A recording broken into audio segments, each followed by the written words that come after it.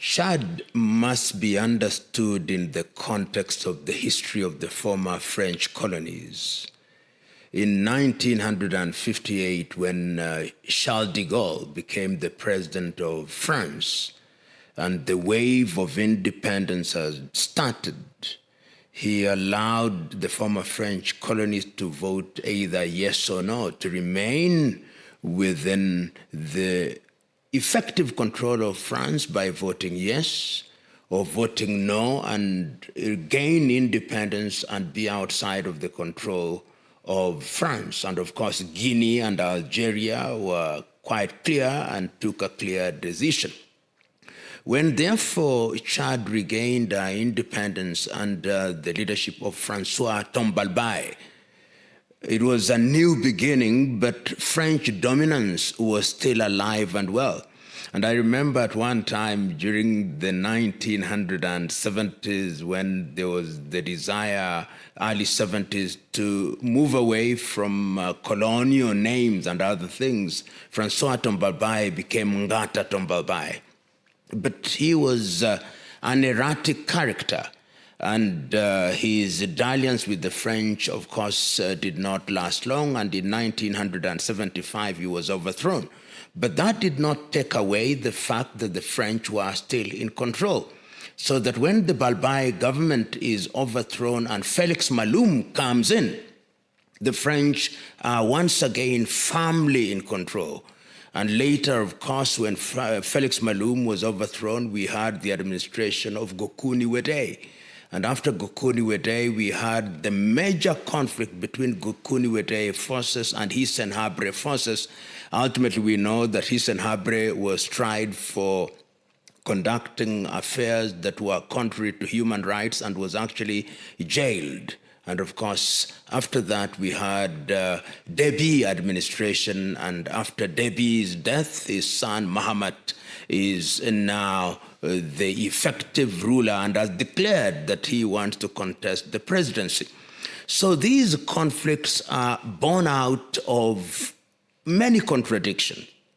Contradictions born out of individuals who still want to be under the control of the French. And it must be remembered that even as we speak now in the year 2024, the French look at Chad very differently. Many of the forces that were expelled from Mali, Niger, Burkina Faso have relocated to Chad. And the recent conflict in the month of February that saw the death of the socialist leader in N'Djamena must therefore be seen in the context of the unseen hand of France trying to remain in effective control of Chad, and therefore not allowing somebody that they do not control or somebody that they do not understand to become the president of Chad. And my view is that Mahamat is seen as somebody who will do France's bidding. And this is the last point for France in the Sahelian region, and they are going to fight for it. Remember, they have lost Guinea, they have lost Mali, they have lost Niger, they have lost Burkina Faso. They are going to fight for Chad. That, in my view, is the brief history and the circumstances surrounding the current Chadian situation. France is in the same station as the former colonial powers, whether it's the United Kingdom or Spain or France itself. These are former colonizers that are losing their grip. They are losing their sources of income. They are trying to be relevant in the modern day political chessboard. And therefore, when you see them doing the things that they are doing, making noise, you've seen, for example, President Macron saying that we must win in Ukraine. We cannot allow the Russians to win. We are going to make sure that they are defeated. A very unfortunate statement, if you ask me. If you say that this is a conflict between Ukraine and Russia, and a foreign power which has a very dark historical past is saying we must win, it tells you that this is a proxy war. And these are the kicks of a dying horse. And you can see France is dying in many places in the world, not literally, but in terms of losing her political grip, in terms of losing her economic grip. And that is in itself indicative of a system that has too many internal contradictions. And those contradictions are beginning to undermine their confidence. So that even when they talk about Ukraine, they're also scrambling to retain their power in the Sahelian region, and they are losing it. There is even anecdotal evidence that some of the insurgencies that you now see in Burkina Faso, the insurgencies you see in Mali, in Guinea, are actually financed at the behest of France. And when they see a country like Chad continuing to behave as if it were a neo-colony, then they like it, and they are going to do everything to protect her for their benefit. Africa finds herself in a very interesting situation as we speak, and I'm speaking about Africa in the full knowledge that Africa is diverse, that Africa has different hands at play, that African countries have different historical experiences, that the British still want to be here, the Portuguese want to be here, the Belgians want to be here, the Americans, of course, want to be here, the Chinese want to be here, the Turks want to be here, everybody wants to be here. But France is a lot more desperate. Desperate because historically she has retained a stranglehold on her former colonies, the 14 of them, and she has retained that stranglehold through economics, so that even their economies and their currencies are denominated on the basis of what France says. Their resources are controlled from France. Their resources are exploited by the French.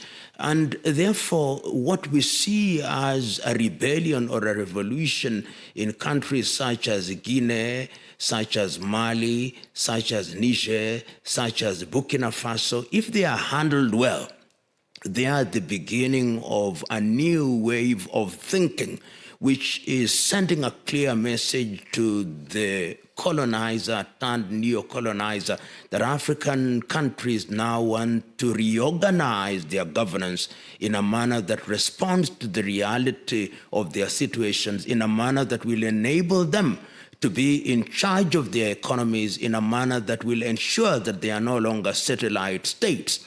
But that only depends on how those administrations midwife the transition between the military takeovers into the next phase, where there'll be people participation.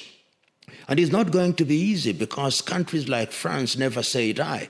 They are going to fight. They are going to ensure that the process of transition is not easy. They are going to have fifth columnists within those administrations trying to torpedo whatever good thing that is designed to happen.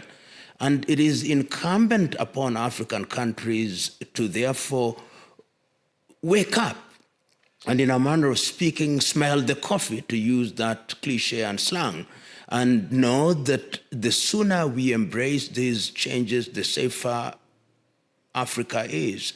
And I'm happy that, of course, ECOWAS did backtrack and have now said they are lifting the sanctions on the countries that had been sanctioned after the military takeovers. And it was not lost on me that indeed on the 13th day of February, the former president of Nigeria, General Yakubu Gowon, who was one of the founders of ECOWAS, wrote to all the heads of state and said, please lift these sanctions, engage these people. And almost a week later, or even earlier, all the heads of state met in Abuja in Nigeria, and the sanctions were lifted. And I hope that this is the kind of impetus that is going to gain traction, so that Africa benefits positively from these changes. Remember, in many African countries, the ballot has been abused to the detriment of the people, and the people are yearning for genuine change. that will liberate them from the external colonizers and even the internal colonizers who are latter-day politicians who are using state resources to remain in power and to do the bidding of foreign powers. The story of Congo is the story of sadness, because one remembers that in the 1950s, when Congo was still under the control of Belgium, the Belgians never intended to leave. And I read fondly in history when in 1958, the first Prime Minister of Congo, Patrice Emery Lumumba, was invited by Kwame Nkrumah to attend a conference in Accra. That invitation to Lumumba was never meant to take place. In fact, the person who had been invited was Joseph Kasavubu, who was to become the first president. And when they came back, Lumumba had now had a dalliance with other leaders such as Nkomo, such as Nkrumah, and others. And he came back, and the agitation for independence started in earnest. So that when the Belgians decided to grant independence to Congo, it was in a style that was designed to ensure that it failed. And King Baudouin, who was the king of Belgium at that time, was disgusted on that day when Lumumba gave his famous speech that the history of the Congolese will be written by the Congolese themselves. And barely 1 year, 9 months almost, after the independence had been granted, we saw what started to happen. What started to happen is they sowed the seeds of discord between Lumumba and Kasavubu. At that time, they had already recruited Joseph Desire Mobutu to be an agent of the Belgians, and history now confirms that he was an agent of the CIA. They accused Lumumba of being a communist, and they even sowed the seeds of secession in Katanga and even in Kivu. And of course, we know that Lumumba was arrested and ultimately executed. And the structure was designed in such a way that Congo would never be united, because the resources in Congo are so much that nobody wants a united and orderly Congo. They want a Congo that is in disarray so that they can continue to exploit the resources of Congo. And we saw that during the kleptocratic regime of Mobutu Sese Seko, that is exactly what happened. And even when Kabila came in, the two Kabilas, nothing much changed. So Congo remains a scar on the conscience of Africa because she is so well endowed with resources, yet our people remain poor because external forces continue to control Congo. In fact, there is evidence to suggest that one of the busiest airspaces in the continent of Africa is Eastern Congo. They are mining coltan, they are mining cobalt, they are mining diamond, they are mining gold, they are mining rare earth. And their latter-day entrance is not just the European powers. The Chinese are now there. The Americans have always been there since the 1940s, 50s, and the Belgians are there, the French are there, and other independent miners.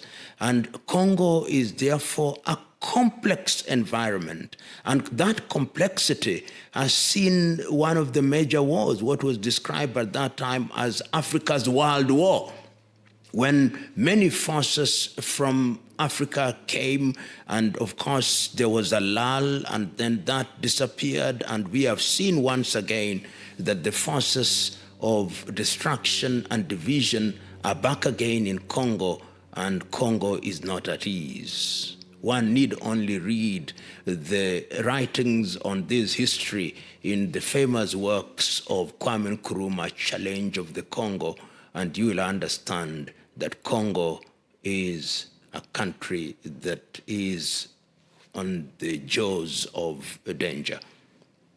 Complex conflict. Complex because there are external players external players who now know or believe and have the strong conviction that a disorderly Congo is good. Because if you have conflict, and it's estimated that there are over 120 armed groups in eastern Congo only, that tells you how complex it is. And these armed groups are financing their activities through illegal mining.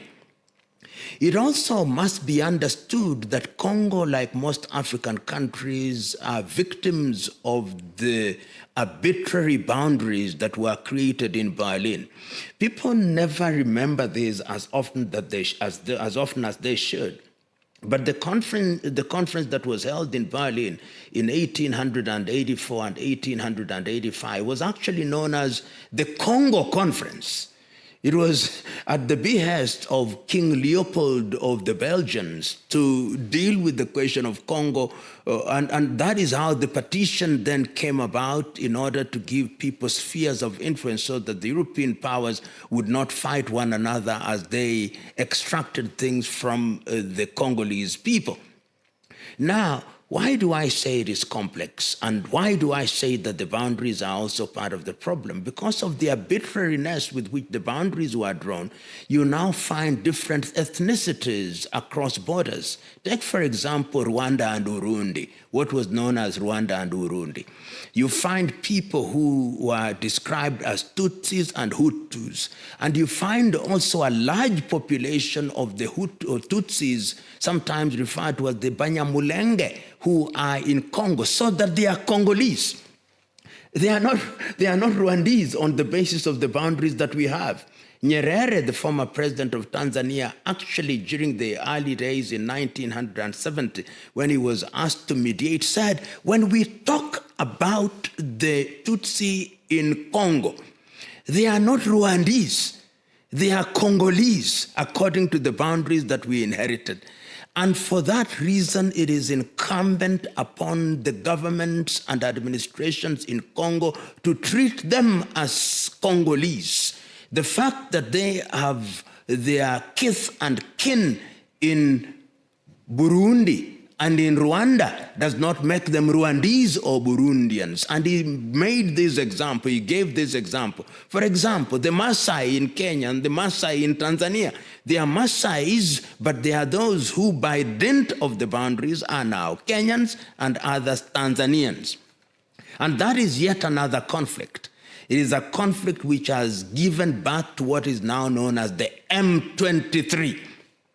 The M23 are people of Tutsi origin who are Congolese. But they are now being told, no, you are not Congolese, you are Rwandese, and that is why you see the frequent accusations that the Rwandese government is supporting them, and the frequent denials by the Rwandese administration that they are not supporting them. The other conflict that has emerged in Congo is that Congo has become what one may say a rare ground for fighting groups from Uganda.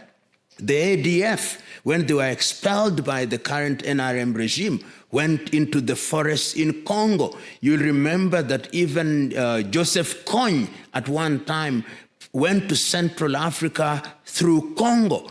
There is also evidence to suggest that there are Burundian fighters, rebels also in Congo, in those thick forests. So it is a combination of factors, local factors, commercial reasons by illegal miners, foreign hands which want to ensure that Congo remains the way it is, local politicians who benefit from a disorganized and disorderly and conflict-ridden Congo.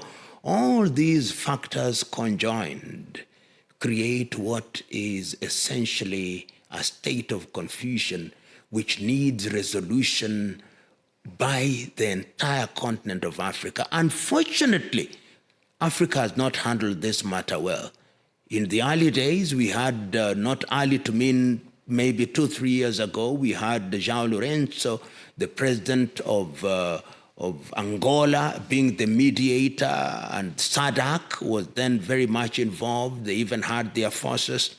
Then the Tshisekedi government brought in the East African forces and once again got dissatisfied. They are now back to the SADC forces. That tells you the kind of confusion that there is. I have myself several times suggested to some of the individuals that I know that are former heads of states and government to come in as the elder statesmen and women of Africa and have an all-Congolese conference during which all the combatants would be involved and they decide how to govern Congo and how to ensure that there is sustainable peace in Congo. Easier said than done, but necessary and urgent. Not easy. Because when your government is in Kinshasa and you are talking about a country which is the size of Western Europe, the infrastructure is poor, you cannot be in effective control of the country. So the president can say what he is saying in Kinshasa, but the people in Goma can ignore him. The people in Katanga can ignore him because the territory is so big, the people are so divided, the interests are so diverse that it will take a combined effort of all Africans of goodwill to give them the ability to deal with the problem as it is. As it is now, it is not possible. They just don't have the resources, they don't have the personnel, and they don't have the, in my view, even the ability to pacify Congo if it is left to them. It's one that is not desirable at all. It is an undesirable conflict, but it would be a conflict that would bring in quite a number of neighbors if such a conflict were to take place. And let people not be cheated. And President Kagame has been on record as saying that we don't want any conflict, but if it is brought on us, then we are going to defend ourselves to the last person. And that is exactly what is going to happen. The assumption that Rwanda is a little country that you can overwhelm in a few days is completely misguided. And I hope that the administration in Kinshasa remains conscious of this, that Africa does not need a conflict of that nature. As I've already indicated, there are over 120 armed groups in that area, all of which have different commands. So what you would be bringing forth if there was a conflict of that kind would be chaos. It would be hell on earth. People would create an environment where they will just control little fiefdoms, where they mine and engage in illicit trade, which is completely undesirable. And remember that there are people within these territories who also would be acting at the behest of foreign powers. And I'm happy to hear that President Tshisekedi has now said that he is prepared to meet President Kagame. There was a time when he said he was not going to meet President Kagame, but wisdom is going to prevail. And I hope that in the next few weeks, there will be such a meeting between President Tshisekedi and President Paul Kagame, and that the tension would be eased, and that we would have rapprochement, and we would have a peaceful resolution to all the issues that are outstanding, if any, between Democratic Republic of Congo and Rwanda.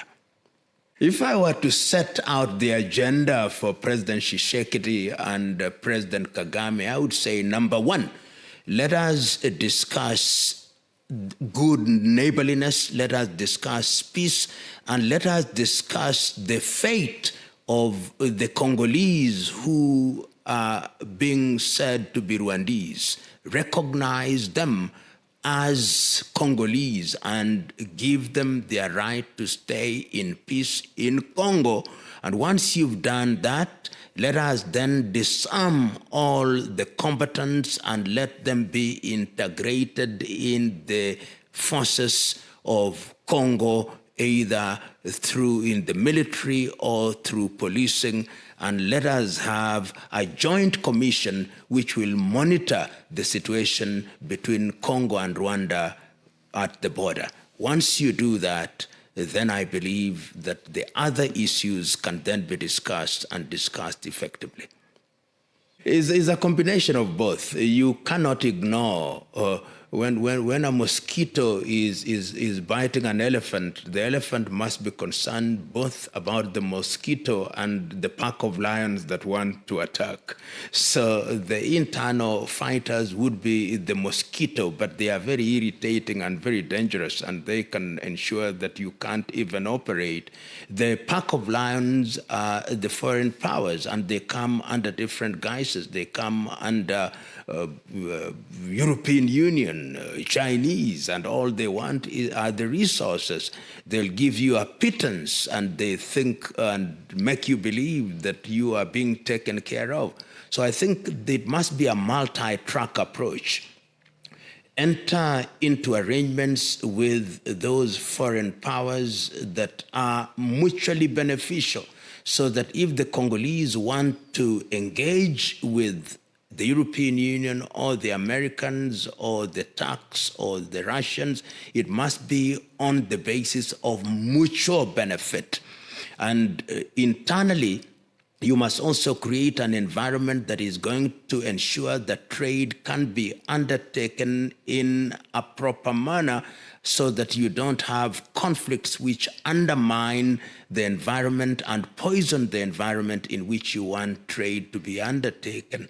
So that can be done. These are things that can be done simultaneously, and I believe that a government that is convicted, a government that is clear in what its mandate is and what its goals are, can achieve all these. It has been done before, and I see no reason why it cannot be done in the Congolese situation, the complexities and the history notwithstanding.